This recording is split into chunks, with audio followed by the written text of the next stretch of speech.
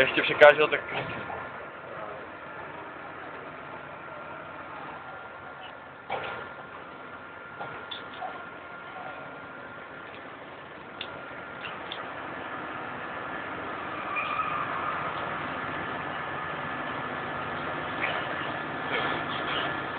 Ty to točíš?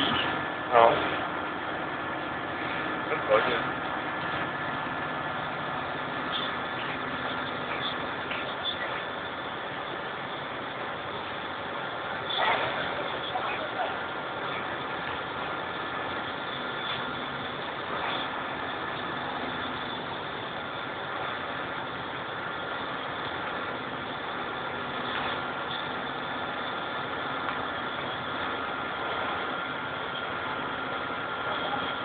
Ale to mají dost protečený, ale